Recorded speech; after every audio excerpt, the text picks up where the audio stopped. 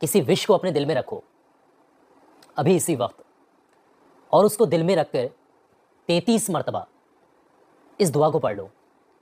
ये जो मैं आपके साथ शेयर करने वाला हूँ, ये तीर से भी तेज़ दुआ बताई जाती है हाजत के वसीले से।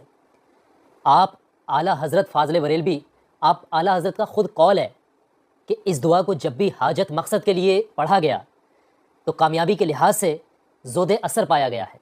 इस दुआ को जब भी पढ़ा गया कामयाबी के लिए, ये बेहतरीन दुआ है, बेहतरीन दुआ साबित हुई। तो मैं अगर आपसे कहूँ कि अपने दिल में किसी मकसद को रखना, जो भी आपका मकसद है, चाहे वो मकसद कितना भी पुराना हो, कितने लंबे टाइम से भी आपको वो मकसद, वो हाजत, वो विश पूरी अगर नहीं हो रही, तो आप उसको अपने दिल में रखना। किस वक्त में? असर की नमाज के बाद में। आप देख लीजिएगा, टाइम अलग अलग होते हैं। बेहतरीन वक्त असर और मगरिब का दरमियान का बताया गया।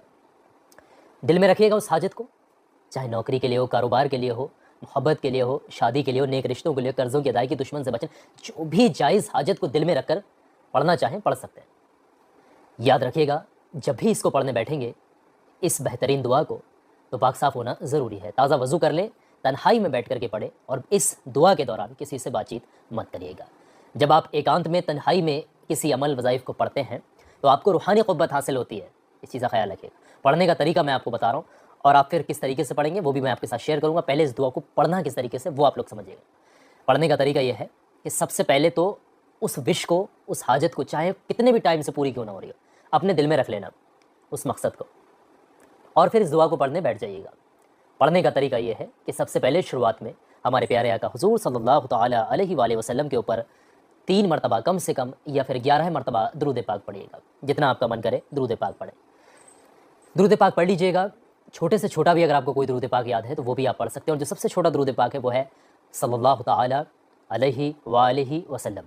इसको भी आप 3 मरतबा या फिर 11 मरतबा वक्त के हिसाब से आप पढ़ सकते हैं।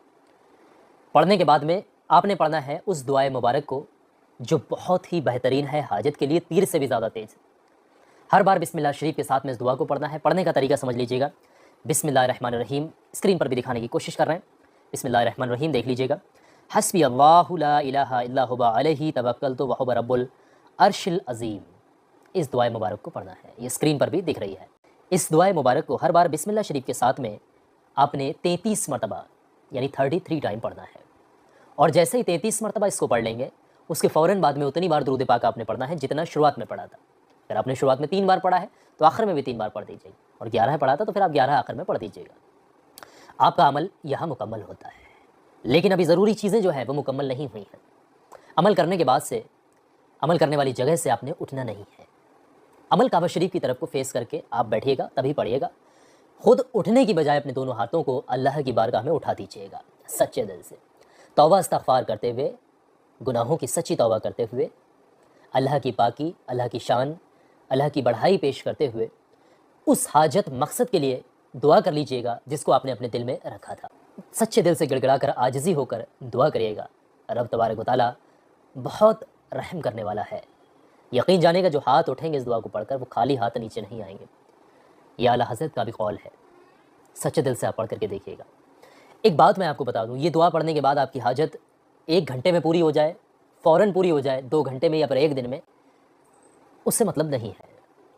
आपने इस दुआ मुबारक को लगातार 11 दिन तक 11 डेज़ मुकम्मल करना है, छोड़ना नहीं है बीच में। और लेडीज़ वगैरह इस वक्त में पढ़ेंगे, नापाकी का वक्त बीच में ना आए। 11 डेज़ कंटिन्यू करिएगा। ये हाजत के लिए तीर से भी तेज़ दुआ बताई गई है, और इस पर बहुत सारे बुजुर्गान दीन का कौल है, बहुत सारे बुजुर्गान दीन की इसमें जो आजमाई हुई ये दुआ है। और जब भी इसको कामयाबी मकसद हाजत के लिए पढ़ा गया है, ये खरी उतरी है ये दुआ मुबारक। कुरान पाक का ये वजीफ़ा रूहानी मैंने आपके साथ शेयर कर दिया है। सवाब की नीयत से आगे आपने शेयर करना है। और आखिर में एक बात बताऊँगा, आप अगर इस वजीफ़े को पढ़ना चाहते हैं, कामयाबी पाना चाहते हैं, सवाब की नीयत से वीडियो को लाइक करना है, सदका जारिया समझकर आगे शेयर करना है। और